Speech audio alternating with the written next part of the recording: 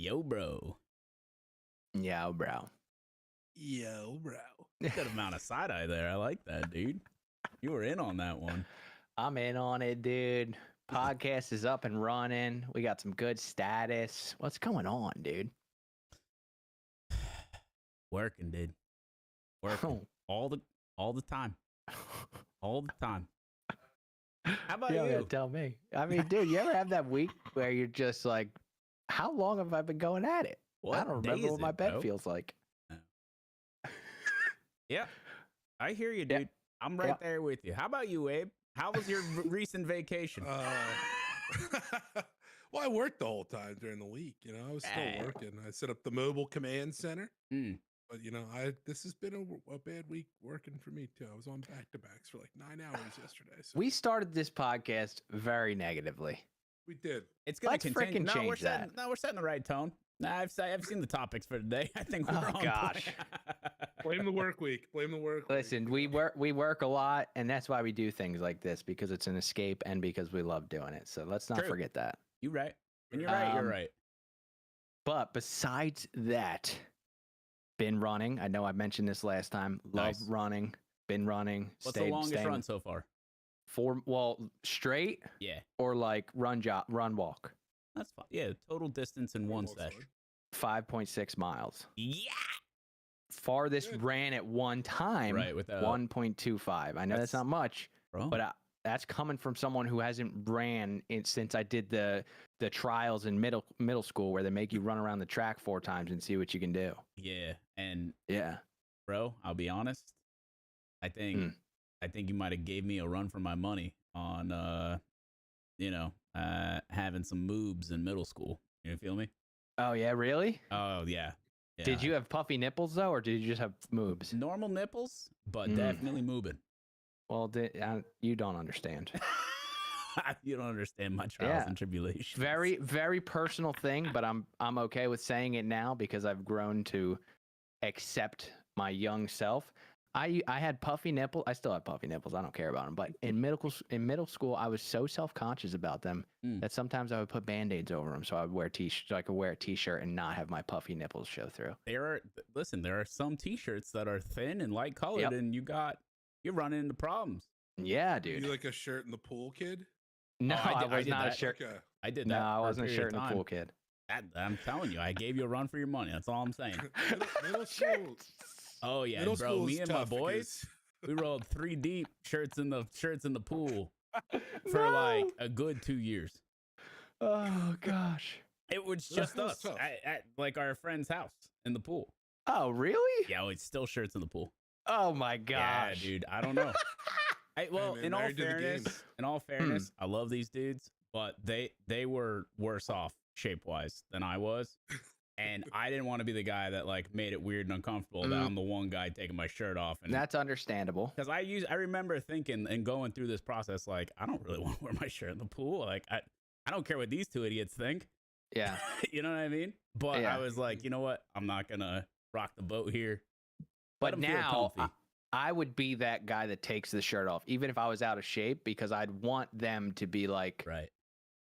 Let's push forward here, in a positive direction. Yeah, exactly. But you don't think about that when you're a kid. Not even close, dude. Bit. That's why I put Band-Aids on my nipples.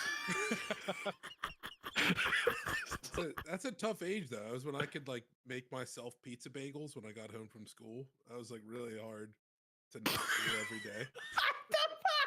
No, I'm saying like that's where the body transformation starts. Dude. It's the ability to instant access to horrible for you frozen food. You know, that was pretty reminiscent of Slum talking about how hard life is being so attractive. I just want you to know.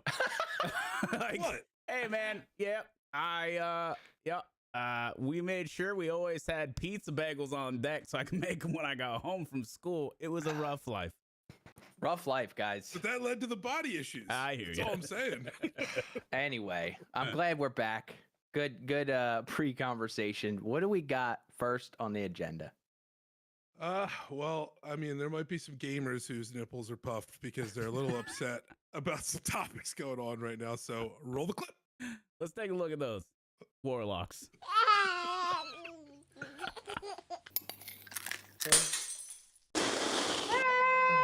Yeah, they didn't like those. Yeah, they should have kept the band-aids on for sure. I told you this in confidence. What are they mad about? Well, we had a game release last week, a pretty exciting title. That would be Dragon's Dogma 2. And it released with a AAA price tag of $70 for the base game. But, holy crap. Well, that's standard. They like doing You're this. This is what they call actually a quadruple A title. Well, yeah, I was about to say AAA. That's GTA. That's a 60. The next, that's a 60. The next GTA is going to be 70 minimum. Let me be the first to tell you. That GTA came out over 10 years ago now, dog. Oh yeah, dude. So, and I always bring this up because I do think it's really important when we talk about $70 games right now or 80. Yeah. When we were buying N64 games, they were between 50 and 60 bucks.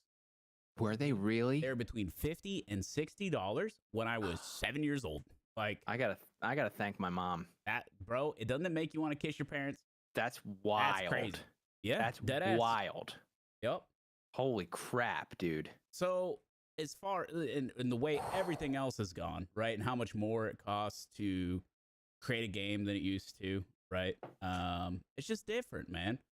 And the fact that it's still been in the same ballpark for this long, I just sit and I'd be appreciative of. I don't know, like, if you are creating a good game, I'm also the guy who's going to be cutthroat about whether or not your game's dog shit. You know what I mean? So, like, it's a double-edged sword here. I want value for my money because games back then got created in full. Here you go. Here's a dope-ass full game. You're going to love it. And they were all classics, you know? Everything other than Superman 64. Well, while Abe brings us into this topic, I got to fact check you on that and see if that's accurate because that's blowing my mind. Yeah. But go ahead, Abe. What do we got? Well, so now you got that $70 price tag for a brand new game, AAA title, quadruple A, whatever you want to call it. This game also launched with 21 DLCs out of the gate for a total price on all of those of $40. So we have volume, Abe, and I feel like it's really impacting your ability for this impactful point. You know what I'm saying? Like, you got to get back in there and let the people know. Well, then let me get real close for this. There it is. There it is. We now have an additional 21 DLCs that came out with the launch of the game. So the game launching a full brand new game, $70. Right. 21 additional DLCs totaling $40 in cost if you were to get all of them that came out at the same time. So that's $110 off the rip. $110 all in. Some of these DLCs are basic things that you really don't need to purchase, but then layer that on top of the game lacks any kind of fast travel mechanics. So to give a brief, quick one on that, that's like if you have a really big map, there's multiple towns, you want to get to one town quickly, rather than just traversing through the world. Usually you can open up the map, click on the town you want to go to, it takes you to that town, and it skips all the in-between. This game really does not have that, and people complained about that out of the gate. And their CEO's response was essentially, and I'll read his exact quote, but travel is boring? That's not true. It's only an issue because your game is boring. All you have to do is make travel fun. That's why you place things in the right location for players to discover, or come up with an enemy experience method that creates different experiences each time, or forces players into blind situations where they don't know whether it's safe or not 10 meters in front of them.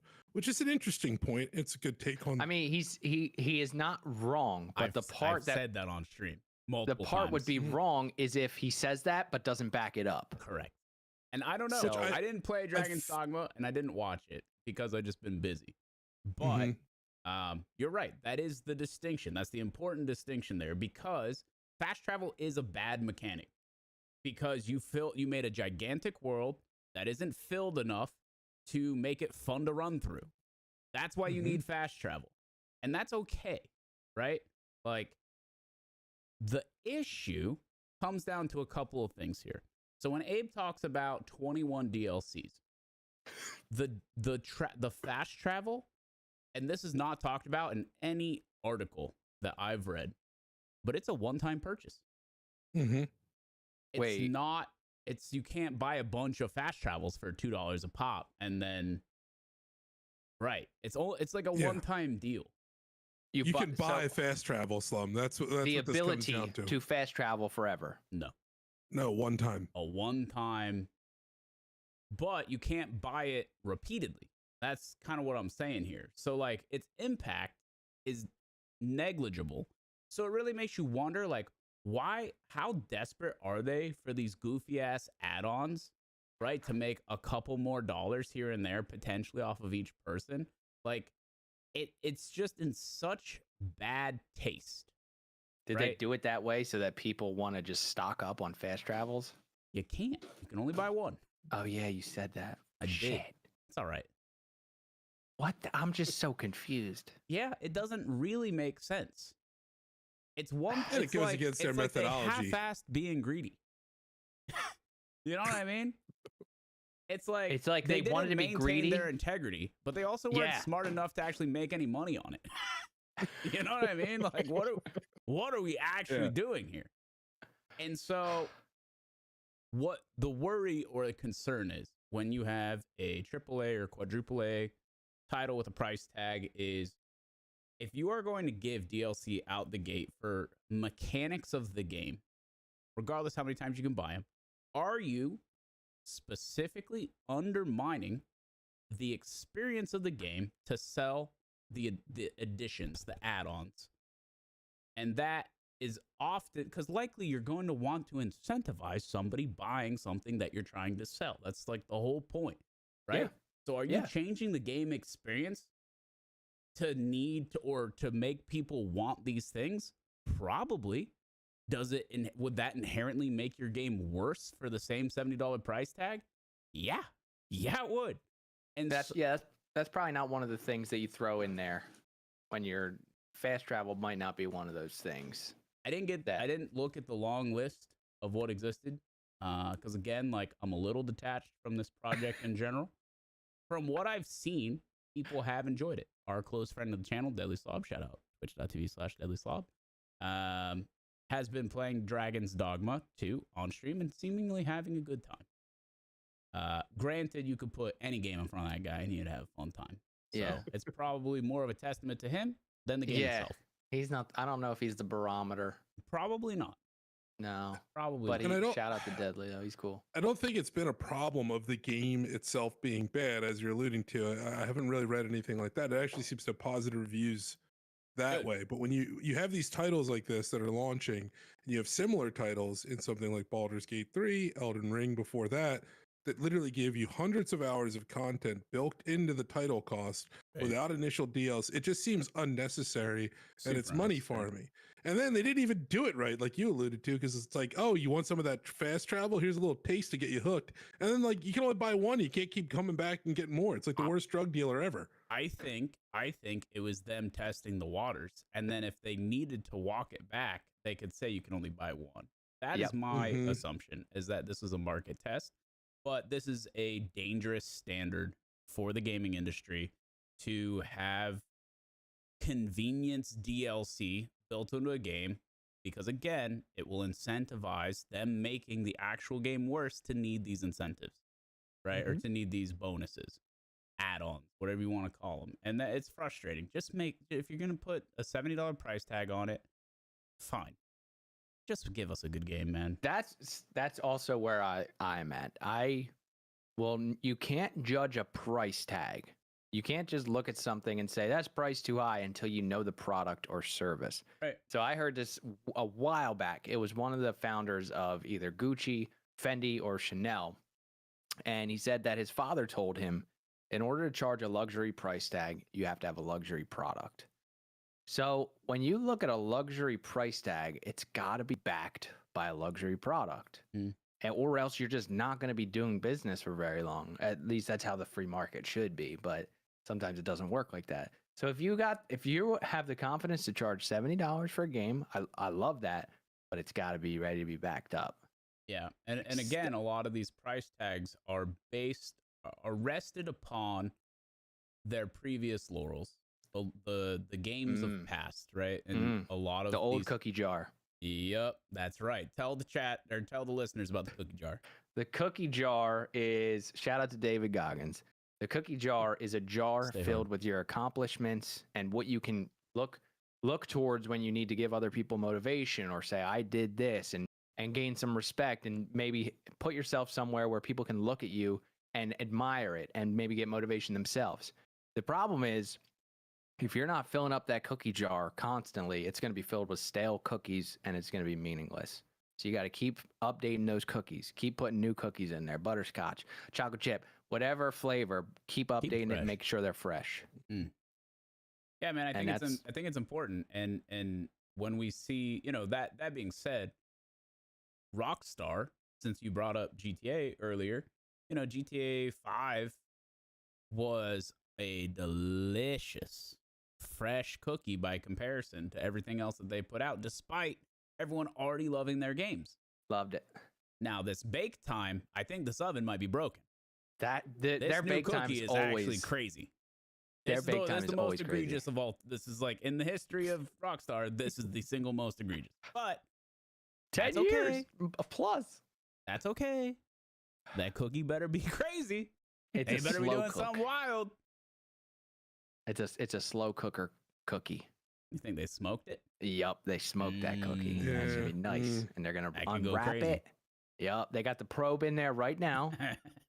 They're watching it. Checking the temps. They're dedicated on watching that thing. It's like a brisket. It hit a stall. Oh yeah, definitely hit a stall. Definitely hit a stall. Oh man, but I mean, so I guess they're just gonna keep pushing forward with this DLC, or they're gonna maybe do a price reduce, or what? I think they're letting it ride. Letting it ride. Letting it ride. They're standing behind it. Okay. I don't know. I worry. My only concern is for the standard it sets. That's all. And I think that that's totally reasonable. And it doesn't, and like to denounce them for that doesn't inherently mean that I dislike the game or think the game's bad, but people conflate those a lot online, and that has really clouded a lot of the discussion that is important and should happen, which is unfortunate, is because there's a lot of people who are like, what do you mean? I'm having such a fun time. Stop saying mean things about the game I'm playing. Right? Because they feel the constant need to be justified or vindicated for the time and money that they've invested into this game, which is a weird dynamic online, but oftentimes true. If you say that you don't like something that someone else is playing, they feel like you're undermining the value of their time and money spent. Well, isn't it it's basically the cost sunken fallacy? Sunken cost fallacy? Sunken cost fallacy? Not exactly, but I think it's very similar. You got to double down. I spent money on this game. I don't care what you say. It's the best. You know what? From that perspective, you're absolutely right. Yeah. I wouldn't think about it like that, but yes. And it's frustrating because it, like I said, it has a really negative impact on real meaningful discussions that would improve the state of consumerism in gaming, right? And instead we tear each other apart on fucking Twitter for no reason, and just let these companies win with their scummy bullshit. So unlucky. We'll see where it takes them. That's another thing that is mirrored in many aspects of life. Yep. So what can you do? All right. Well, what else we got? Well, it's this is a good time of year for tournaments. Okay, obviously March Madness is going on. True. College basketball fans out there, it's been a good tournament so far. I think it was A&M the other week. They got definitely robbed. That kid did not step out of bounds, but we won't talk about that. Not a lot of good officiating, but some good games nonetheless. Yeah, good games. But there's another tournament we want to talk about coming up, and I'm gonna let Mark take this away because this tournament involves him. That's right. I will be featured alongside our friend Katie in a duos tournament on Plunderstorm, which is the new Blizzard WoW-based Battle Royale. It's going to be $50,000 tournament. I think there's 60 creators invited, so 30 teams, and it's all placement based. And I'm really excited about it. So Katie and I are actually going to be, shout out to what I got going on coming up a little early today. but Katie and I are going to be practicing for that over the next couple of days, and then Saturday is the tournament day. So make sure you swing through and root us on. They are going to have an official broadcast. I think it's being shoutcasted by SFend. So that'll be exciting, and obviously playing alongside a lot of the other WoW creators that I'm a big fan of. So that'll be fun. Is it only a grand prize, or are they divvied out? $50,000 tournament, $25K to first place. Obviously split 2 ways between the duo. Yeah, and then divvied out from there.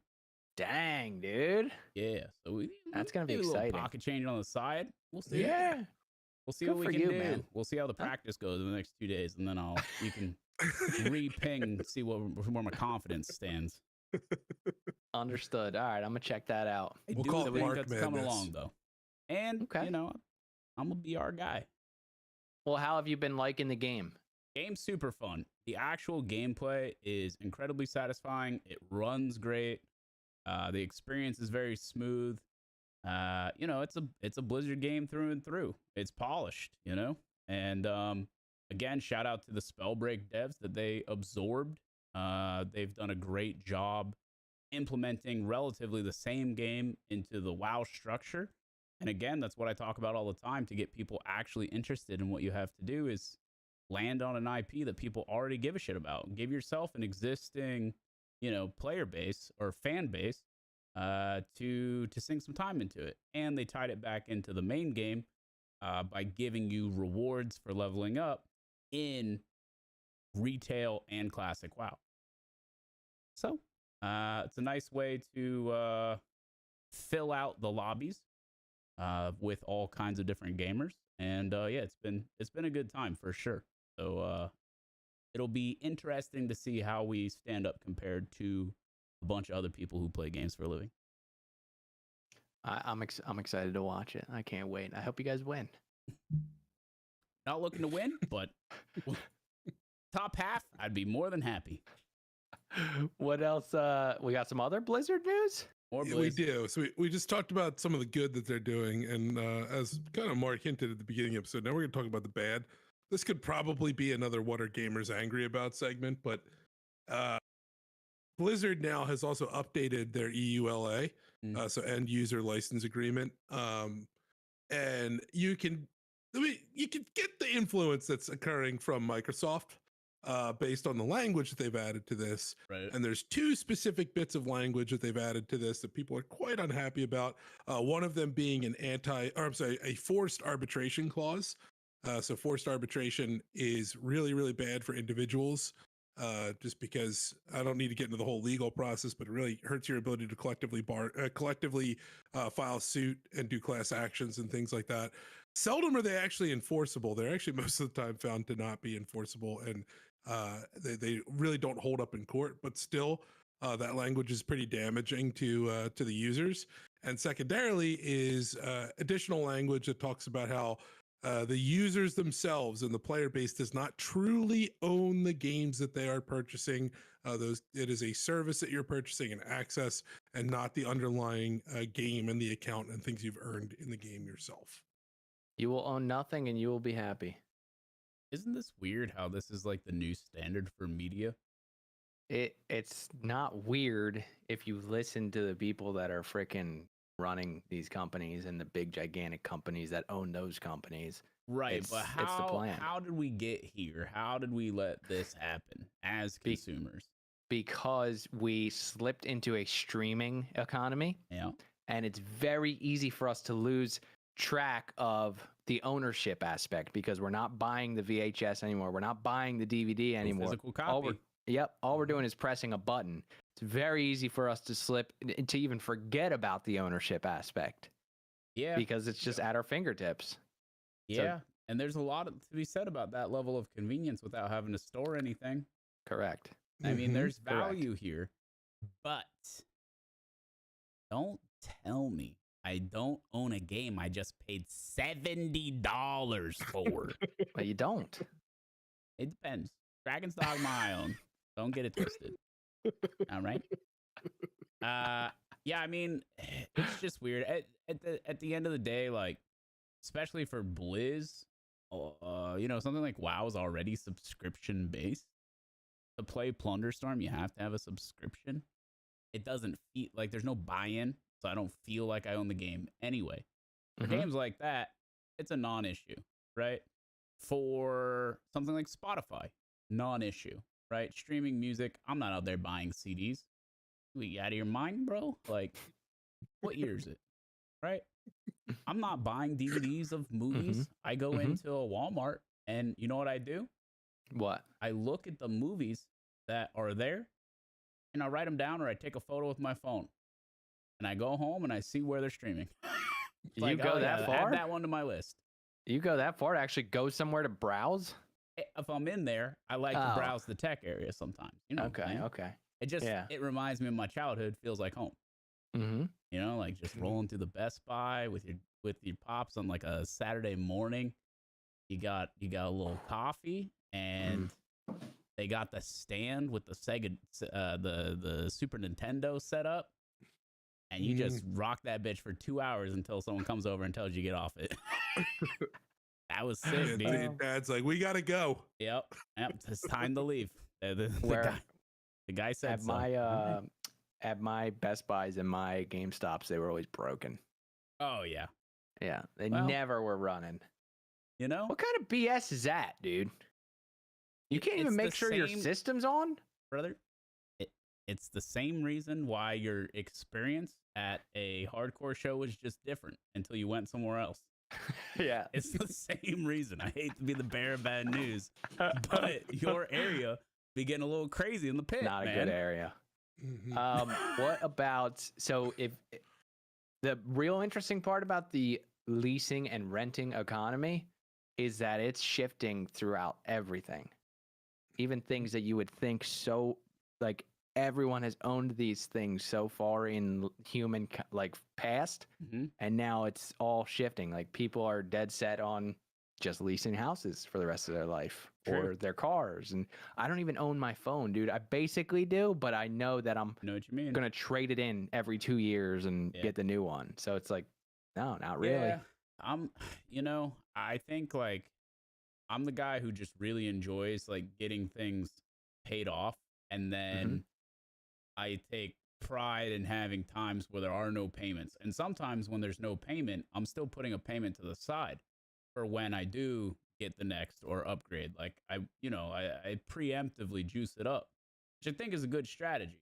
A little excellent strategy. Yeah, and it makes sure that you never get left in like a shit spot, right? Because shit happens, right? Shit happens. Car gets wrecked, phone cracks, whatever, right? You don't know.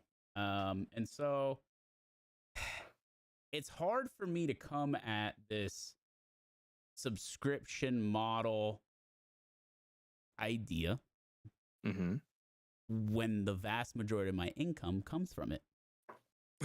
You know what I mean? I'm not you who is but you can't, no one can own you. A product or expertise. For sure. I am the product. I understand that. And that's... I mean, you could put a price on it. How many subs? Gotta pay the toll. What's the sub goal? It depends. TBD. Listen, man. College ain't cheap for a kid these days, bro. Oh, jeez, when Liam starts talking, I'll see if he wants to go out of state, and then we'll make a call.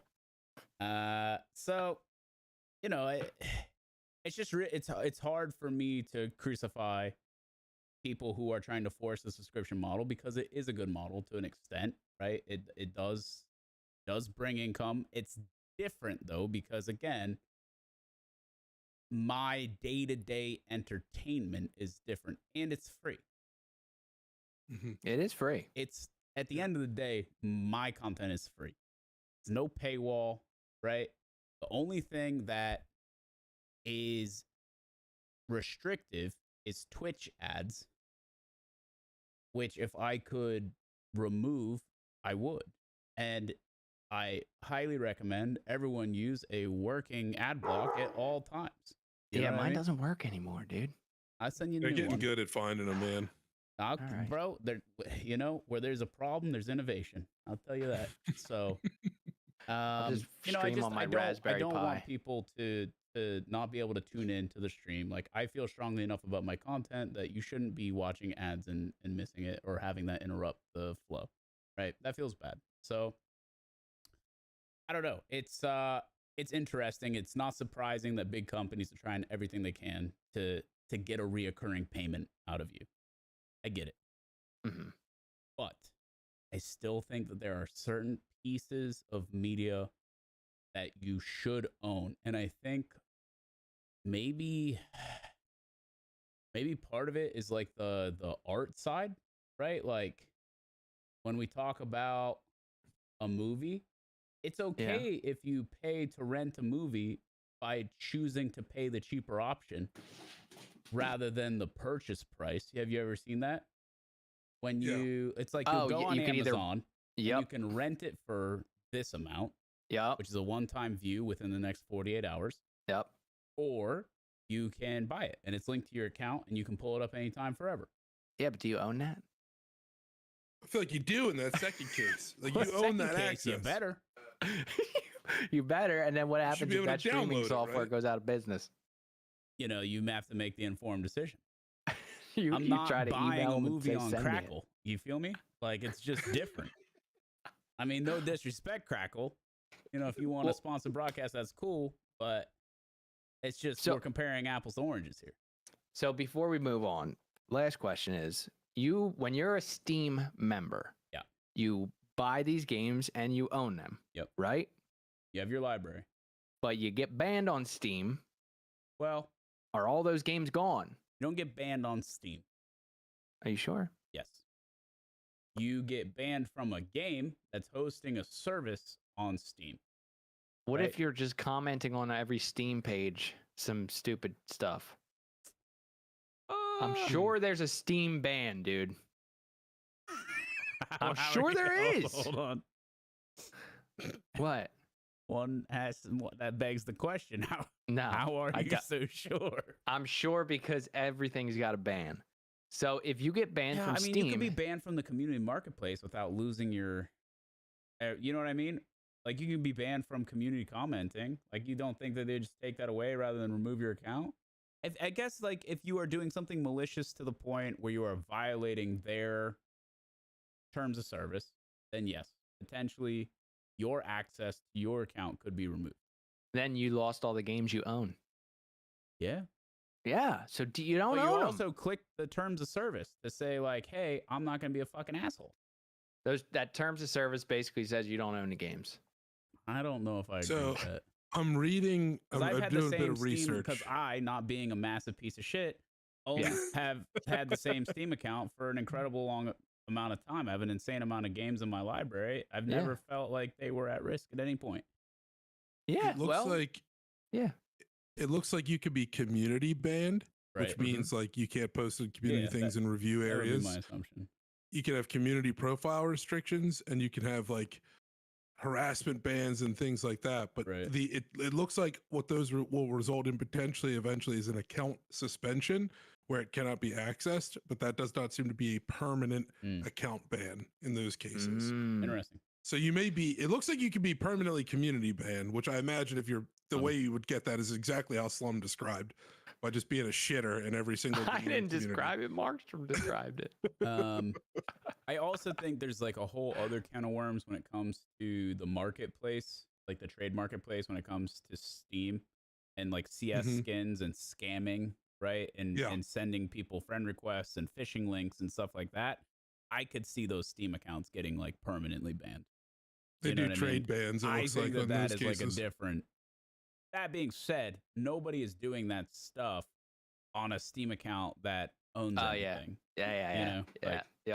These are fresh accounts, and that is why, you know, Steam trusted queues for games is so important, right? It's because like that, the differentiation between someone's real account that they've had since they were fucking 10 years old, or someone who made a new email yesterday and is looking to scam a bunch of 8-year-olds. Well, you know, it's different. It is different, but we'll see how far this owning no games thing And goes. I think again, I think I also think it's important. Blizzard has their own launcher that is not Steam, and the games are separate. Blizz is not Steam. Blizz has Battle.net. They have their own separate third-party launcher where you launch World of Warcraft, Diablo, StarCraft, all their titles, Hearthstone, Overwatch, etc. And so, go ahead. They have to police their own thing, and I'm sure their terms of service and their rules probably I would assume give them much more control than Steam. I think Steam is like the gold standard for the industry for like trying to give rights to the consumer, right? Because they are this they have positioned themselves to be the important middleman that does right by the people, right? And I don't think they'd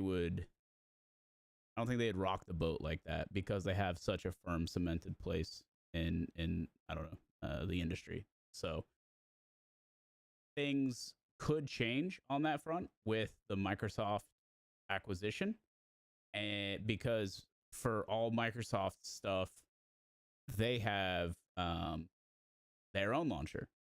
Like everyone has their own thing these days, and so sometimes you can purchase these things through Steam, but to boot it, you still have to go through that other launcher, which gives them ultimate control over who can and can't boot the game, right? So, some interesting nuance there. That's all. Understood. Speaking of changing things, what else we got up here? Well, Twitch has some changes that are coming up too, and it's funny, we talked about sub goals and things earlier. One of the big feature highlights that they're updating is the hype train. So better known as Twitch, the scam train. The scam train on any the scam self-respecting broadcaster's channel. That's the best feature ever, dude. So essentially what a hype train is when you have multiple subscriptions occur in a row. I forget what triggers the level one. I think it's 5 different sources of subscriptions in a row. You can trigger a hype train. A hype train is basically, it will continue to increase in level based on the number of subs and bits that get donated during that time. Okay. And as you get higher and higher levels of hype trains rolling, they do unlock temporarily different emotes and things like that. The most probably famous of which is the golden kappa. That doesn't occur very often. And actually, it's crazy when streamers do hit a hype train and a golden kappa gets unlocked, you actually would probably want to advertise that you currently have golden kappa, because you will get random people coming in and subscribing just to get access, I think, for about 24 hours to that emote. Okay. It's pretty sought after. But previously, the restriction on hype trains was up to, I believe, level 55. Now, let me put this in context for you for how ridiculously hard it is to get to a level 55 hype train. That's the world record. So that was done by a streamer and content creator by the name of Pirate Software. They're also a game creator. And in that stream, they hit 9,665 subs. So if we assume that was all done without a Prime discount, that represents $48,228 US. In addition to that, it required also that 1,318,000 bits were donated, which is a total of $13,186, meaning that it took $61,414 in that scenario to reach a level 55 hype train. Within maybe 2 hours? Yes. Right, roughly. Roughly. I don't know if this is the current record. I don't know when this article was. I do know for a fact that he did break the record, and then it was broken back, I believe, by Baru, and then he retook it. So he actually has done this at least twice. So you can double your figures here to an extent. Well, so this article was from the 24th, so I think that might have been his most recent one. I would assume now, so then. Twitch is increasing the hype train up to a level of 100. That's possible to obtain. Yeah. So to give you an idea, once again, nearly double, but it's a scaling system. So it's not like it's just going to be double the 61,000 to push forward, right? Correct. So the early estimates on how you would achieve a hype train of level 100 would be somewhere in the range of $500,000 in subs and bits to be donated. Yeah. Okay, so is there an issue with this? What are we thinking? What's the point is my issue with it. I mean, like that's a crazy amount of money. I would say just like every other feature on their website, to create engagement and gamify the experience, they're going to do a bunch of this type of stuff. Yeah, I think what they basically what happened is they realized, oh, our current max can be hit. We're going to expand it so that this doesn't potentially handcuff our potential to earn. Right? So to an extent, it makes sense. That being said, I think with especially the way that they historically have treated creator cuts, the decline of Prime Gaming, the bonus charge on everything on mobile coming out of the creator's end or the donor's end rather, all of these things make it feel like they are greedy and out of touch to even consider expanding upon this system when they perpetually do not provide value to the people who make content and tune into that content on their platform. By not, all they've done is decline the experience significantly through jamming ads down people's throat, inconsistent terms of service, not expanding the bit rate in an archaic fashion, and letting the quote-unquote premier streaming platform fall way behind on the tech side versus its competitors. I have people, because now we actually are able to simulcast, one of the few good things that they've done, because they knew they had to. Their hand was forced because of all these other failures. I have people come into my Twitch stream all the time like, man, your stream looks so much better on the YouTube. Well, no shit. It's at an insanely higher resolution at 3 times the bit rate. Who would have guessed that it looks so much nicer? And, it's just... I would have guessed. It's frustrating. I'll tell you that. It's frustrating. So, it feels silly when they focus on stuff like this. It's okay to do it, but then to make a post about it and act like this is a, hey, new feature, new positive content out of Twitch, we've let you give us more money, is just, it feels like they have, 2 thumbs up their ass and just, they can't, It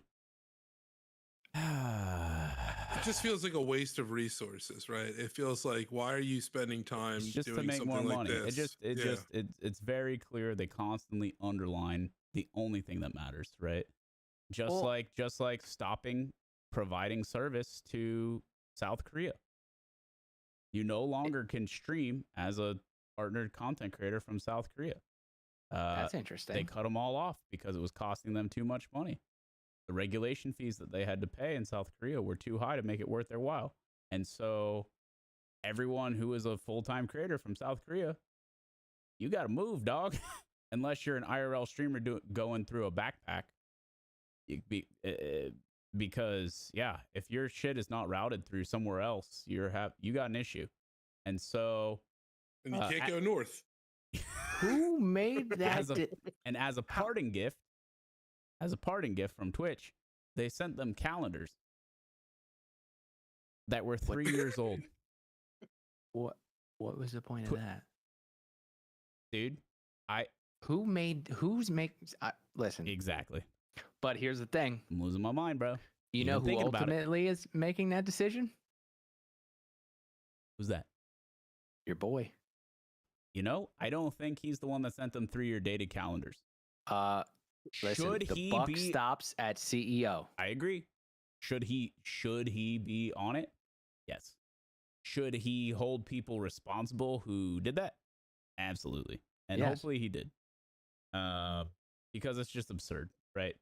I will say they were very transparent about why it happened, what they had done to try and prevent it from happening.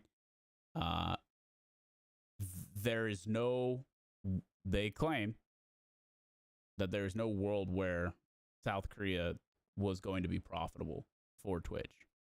So then you make it a write-off. And it showed, well, don't get me started on that, because then you make it a write-off. The whole concept of we need to change things fast, so here's all these terrible changes for you for the sake of the survival of the platform. The whole platform's a write-off, man. It's a sinking ship. And everyone and all the higher ups are stealing all the fucking silverware and getting out on the lifeboats. That's what it is, dude. That's messed up. And it's important to diversify your content as a creator and make sure that you're growing on all of the platforms. I'll tell you that. Who had the good idea first to say, sorry, here's a calendar, and second, to send a 3-year-old calendar? The calendar is already disrespectful enough. Yeah. What did it symbolize? Was a 2024 calendar. What did it symbolize? Did it have a circle in December? Circle the date that we fucked you over. You guys can't work anymore. Here's a calendar. Get your lives together. I think maybe it's like on that calendar, there's a circle, and that's when you might be able to stream again on Twitch. Look forward to it. Like, what else could a calendar? Why? I don't get it. It is so that is so stupid. Nice calendar? People who whittle their way into the workforce. There are a lot of morons who whittle their way into the workforce. And anytime you have a big company, they're overlooked, man, constantly. There's one time where a calendar is acceptable. Like cockroaches, bro. Oh. Well, there's one time where calendar is acceptable, and it's actually the one that you gave me. But it's because it's thought through and it's actually useful. I love what is a calendar going that just frustrates me. I didn't even know about this. This is absolutely ridiculous. Would you rather get nothing or a 3-year-old calendar? Yes. I think I'd rather get nothing. The answer is nothing every time. Clean break. Yeah. Clean break, dude. Don't shut me out and then a week later I get a calendar from you, like Twitch branded. I can already envision it. Like it's you know what it is, bro. Yeah. You probably got it at TwitchCon 3 years ago, yeah, bro. Exactly. Like, that's why you can picture it, man. These are left over in a fucking closet, man. That's the why one it's that so we got. clear in your head, bro. You got one. Each month is a different content creator that's still allowed to create content and you're not. Oh man. Jeez, dude. Yeah. Anyway. It's rough. So anyway, like they are doing good, but I also will be critical where they are absolutely not. So we gotta be. We gotta be. Someone's gotta. I think let's do this last one with I want to talk about this one. I like this one. Oh yeah, dude. What? The second part of the Twitch one? Is that what we're talking about? No. Well, I mean, if you want to touch that one, but I want to definitely touch the one after that too. Well, I think we could wrap that one up quickly. The second part of the only other Twitch change that they're doing is essentially they're updating their content guidelines so you can no longer fixate on intimate parts on your stream. So once again, it's like the everlasting battle to fight against the meta streams, hypersexualized content, and how to manipulate the new terms of service to your advantage, or how to work around it. Right? There's always a workaround. And right now, for Slum's perspective, people are green screening their asses and then putting things on it, like gaming. I know. Wait, hold on, wait. But I don't understand exactly what you mean. They will stand, the camera is at their ass. They're wearing green booty shorts. They are playing a game, and it is overlaid on their ass, on the green screen. But, like, is it good? Like, is it mapped? No. Brother, so it's just invisible. Your butt is invisible. Like the first time that I set up a green screen. Do you remember with like the crackly edges? Yes. It looks just like that. But it's invisible. So your butt is basically invisible now. You see the thighs, yes. I'm guessing. Yeah. Yes. And then it just goes blank. Basically, you got your game there, but what is the point of that? There's enough scuffage to where you can kind of see the curvature of a cheek. And I'm guessing the shorts also probably come up pretty high and a whole bit. You could imagine. What the frig, dude? And so here's the new update. Content that focuses on intimate body parts for a prolonged period of time will not be allowed. This also covers certain things where like people will lay or sit in a certain way. Yes. That is just incredibly unnecessary. Yep. And I think that falls into this. Hopefully. Probably.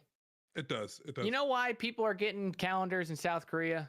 Because they're spending 90% of their time doing this shit. Yeah. They're literally saying they're devoting all their bandwidth to try and navigate the minefield of this new stuff. I hear you. It's like, dude, just draw a line and forget about it, man. They make money. Oh, God. They try and work with them so they can make money from the creator and also make money from the advertisers. And if they can do both, that's all they care about. That's it. Whatever. Whatever. All right. Whatever, dude. It's all, I'm going to hear about this next week, too. Yeah. Well, on to what someone really wants to talk about. And that is, this is going to require a picture, too. But yeah. This is probably the greatest deal at a baseball game that you will ever find. Wait. Oh no, wait, sorry. Yeah, that's the last topic, Slump. That's the last topic. Sorry.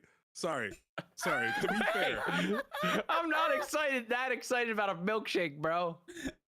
Yeah, little teaser McGeezer, maybe for another time. We'll address that again. I forgot that you were. I had it as the last topic. We're gonna sidetrack. Reverse for a second. The one above it. Yeah, reverse for 1 second, everybody. This is actually a nice advancement for humankind and not just a milkshake. So the Neurolink, which is Elon Musk is a co-founder of, it's basically a brain implanted microchip that will allow users to gain some control over electronics and things like that using just their brain function, has been implanted into the first ever human user. He's a 29-year-old quadriplegic named Nolan Arbol. Mm-hmm. And I think he got into like a spinal accident in a car crash. Really horrible story, actually.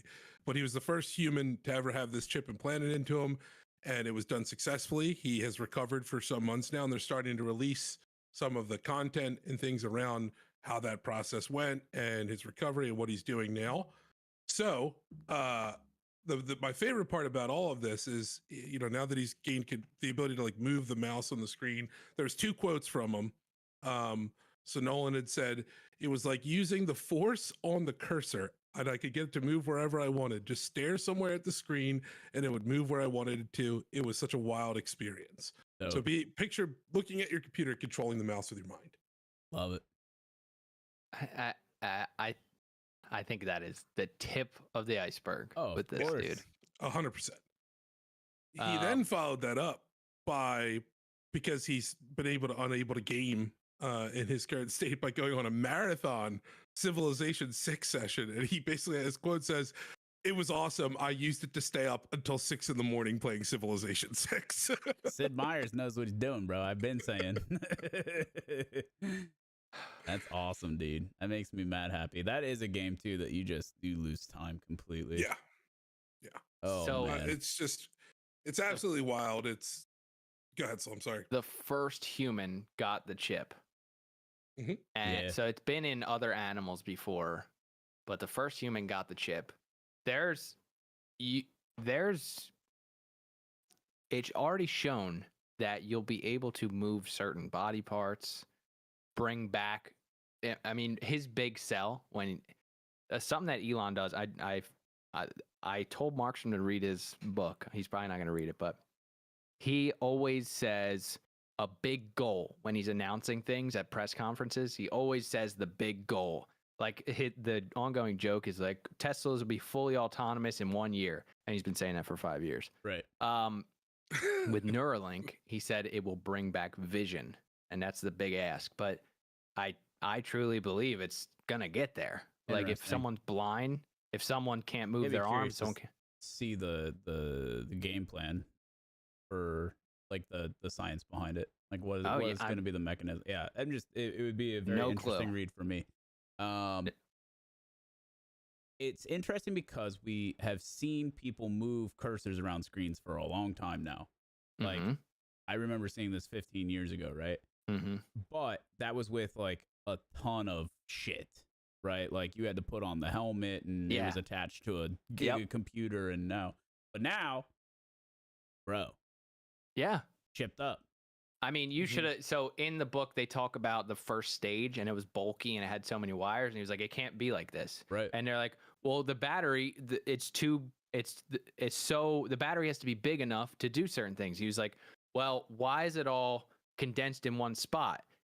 We can spread it out, make it a little bit larger, and you can have the battery be dispersed more as opposed to just having it in one spot." Like the evolution of what it looked like, it did start out looking like a bunch of wires and all this stuff. Now it's, dude, it's getting there, man. You don't even know someone has it.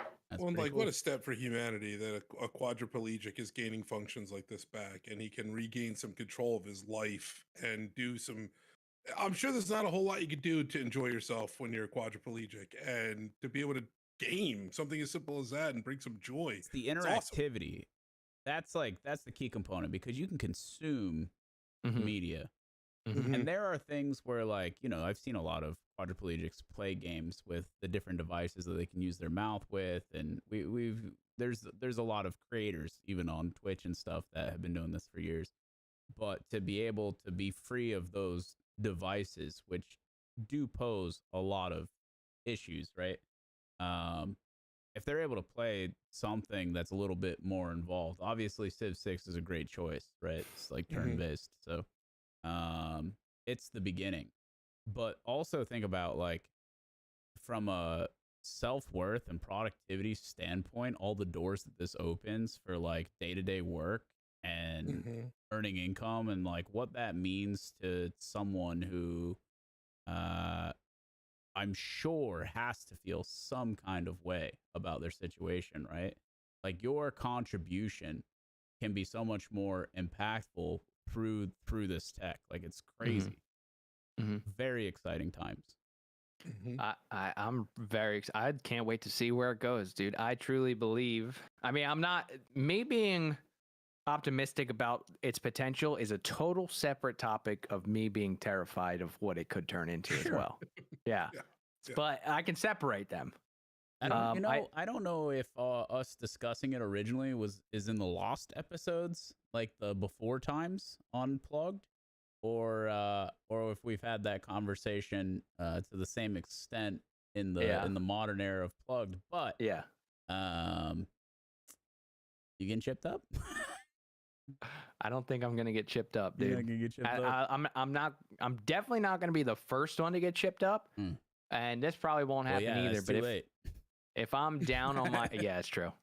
If I'm down, like super down, which I won't be, but if I'm really down and I can still somehow get a gigantic loan, that's when I'd probably do it. If I'm on the side of the road, just nothing going for me, but somehow I can get a loan, I'll probably do it. Okay. But other than that, nah. Time will tell. I think I have too much function. You'll never know what is your own thought and what isn't. I don't know, dude. I could use some other thoughts. You know what I mean? Like, you won't know. You won't know if it's another dumb shit that comes out of my mouth. I don't know. Here's my question, right? That's all I'm saying. Like, how long of a free pass does he get with like a significant other for like marathon gaming sessions like that, where he just plays Civ for a whole day and ignores his significant other, and she doesn't get mad or he doesn't get mad? Like, honestly, dude, I don't know if it ever goes away. I mean, like, he gets a free pass for life, right? I mean, he's yeah. I mean, it for someone to be a supporting partner in that type of relationship, that really is. It's just kind of you're there and basically kind of doing what you got to do, probably. Bro, you know what I mean? It's not chess. He can play Magic. I mean, what else do you need? Bro? He was playing Mario Kart. He was playing Mario Kart. The pass definitely reduces when you get more ability, for sure. Like, now I see you could do that. Now I'm gonna be like, you better spend a little more time doing this with me now. You know what I mean? Like, as I start to see you gain function, I'm gonna require more from you. Yeah, that's firm and fair. Which I'm sure they would be freaking delighted to do. Yeah, I'm sure. Be able to interact with someone that you. Yep. Yeah. All right. Yeah, but I'm excited about that. But other than that, Markstrom, I know you talked about this competition coming through, so that's Yes, going to be sir. wonderful. But there's another big thing coming up in your future as well. Just What the do we got? weekend after, April 6th and 7th, raising money with Gamers Outreach at Gamers for Giving 2024, bringing gaming to kids in hospitals. Come through. We're going to be live broadcasting over in Michigan at a big LAN party from the streamer corral, doing all sorts of goofy stuff. Probably catch me painting a little Bob Ross action, which I'm kind of nice at. You know what I'm saying? You bring in the wig? I might. You I gotta. might, bro. Gotta bring the wig. I'm very pogged up about it. It's a very important cause to our community on an annual basis, and I'm really excited to see what we can do this year. Good. And where can we watch that? Twitch.tv/Markstrom. Abe, how about you, dude? Just can't stress it enough. Help the kiddos, everybody. Please do that. We just talked about somebody else whose life was in a bad spot and was impacted positively by bringing something like gaming and that experience back into it. It means a lot to the kids to be able to do that. So please support that stream. And while you're doing it, come on by. I'll be moderating. We can interact in chat over at twitch.tv/Markstrom. I think that's the priority of these next two podcasts is really just drive home, be there, help out as much as you can. If you can't donate, be there to support, share, all that stuff. It's like there's so many ways that you could contribute. For sure. It's not always with dollars. It's making sure that if you know 10 people, you better at least put this link in their face. Now, I don't know if you'll be able to make them click it, but at least show it to them. So be there. But other than that, we do this podcast every Wednesday, unless Markstrom has a baby or Abe goes on vacation. We have a wonderful time doing it. So my second ask, it's usually my one ask, but my second ask is, would you kindly subscribe, share this video, share this podcast, share the channel with your mom, your dad, your sister, your auntie, whoever has a computer or a phone, share it, get them to subscribe. We've really enjoyed doing this every Wednesday, and we want to share that enjoyment with other people. So this has been another wonderful episode, and we will see you guys next week. Deuces.